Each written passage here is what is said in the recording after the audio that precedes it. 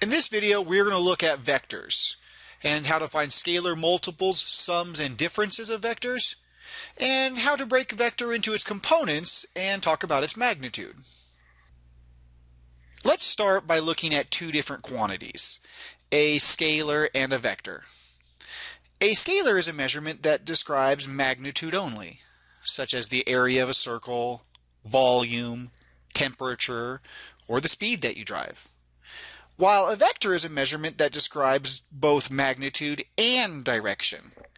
They're usually represented with arrows, pointing in the direction that they're going, and the length would be representative of the magnitude. So a velocity of 20 miles per hour north would be represented by a vector that's twice as long as a velocity going 10 miles per hour north. Or the force of gravity that pulls down at 9.8 meters per second squared. Or the force being applied by two men to move a donkey, one pulling with 70 pounds of force in one direction and the other pulling with 60 pounds of force in a different direction.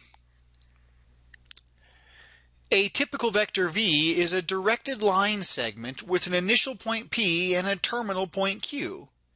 They're usually given with a little arrow over them to let you know that it's a vector. For example, if you wanted to describe a vector with initial point at 1, 2 and terminal point at 4, 6, it would be this directed line segment. We could describe this vector by giving its components. It would have a horizontal component and a vertical component. The horizontal component would describe the movement horizontally, going from an x value of 1 to 4. So 3, and it would have a vertical component of, well, it'd go from 2 to 6 of 4. So this vector could be written as v with a little arrow over it, and it would have components of 3 and 4.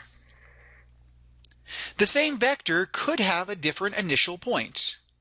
If your vector were to start at 3, 0 and you wanted to find your terminal point on that vector, well, its components would tell you to move horizontally by 3 and vertically by 4 to arrive at the terminal point of 6, 4.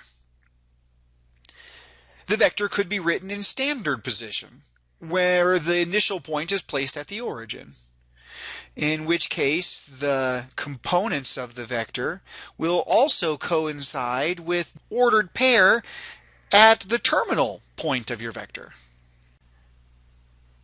Now that we can describe the components of a vector, let's define vector addition.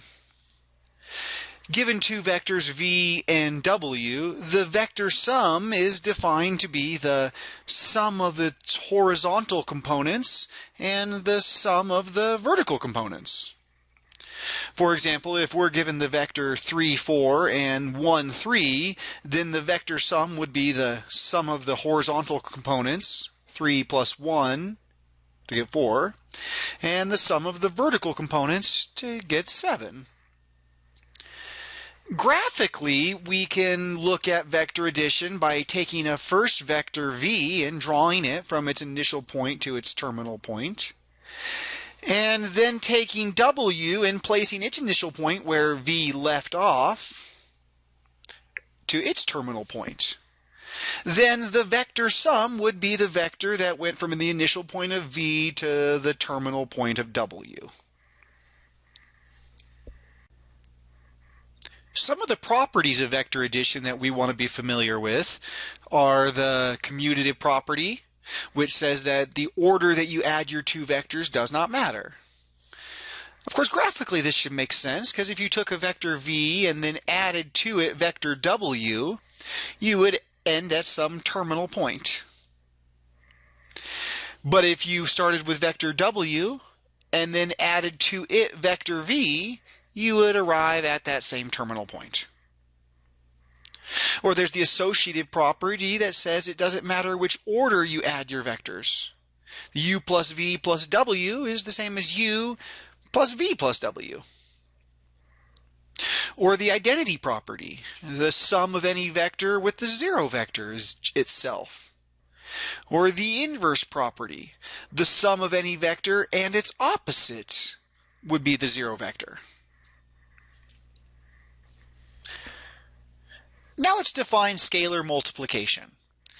If k is any real number and vector v has its horizontal and vertical components, then we define scalar multiplication by k to be kv1 and kv2.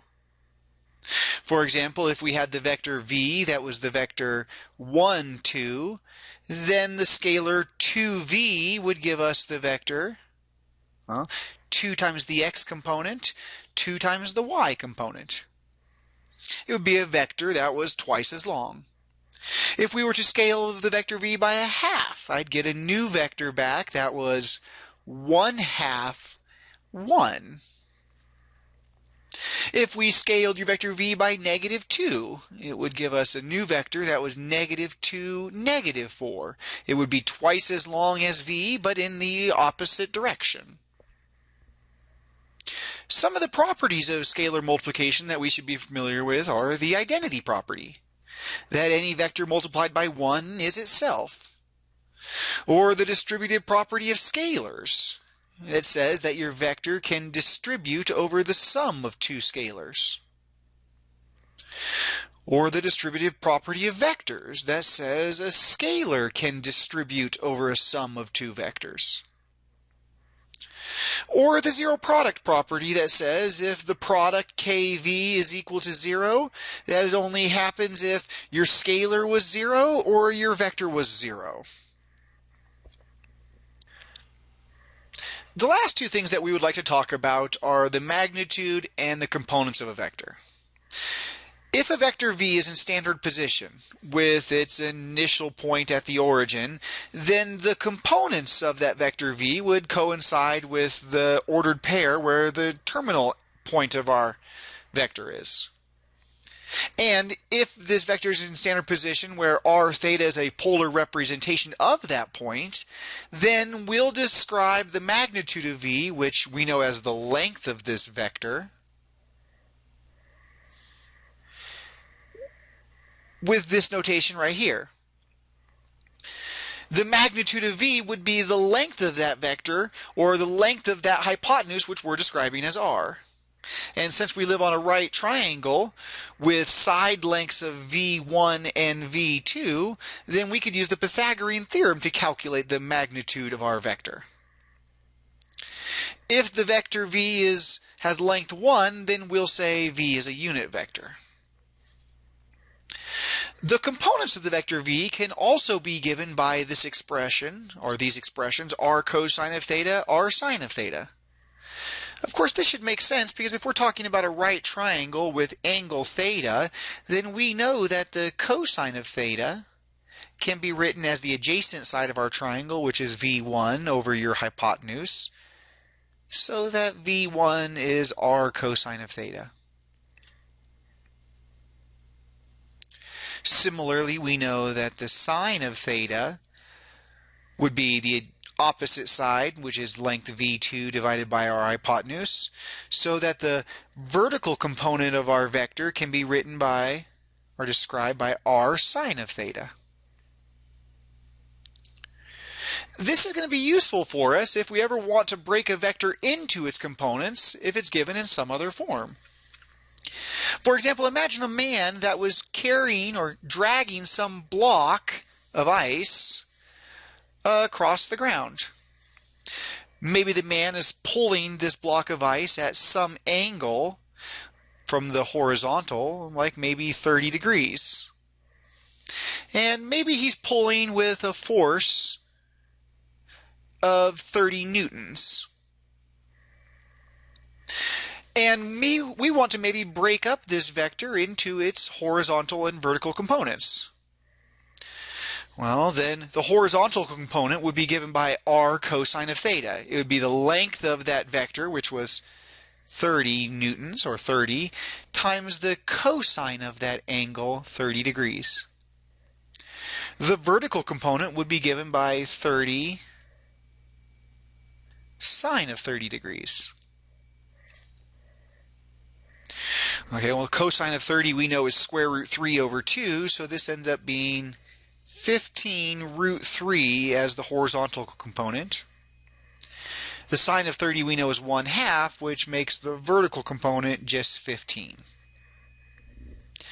Well, I hope this video is helpful, and I'll see you guys next time.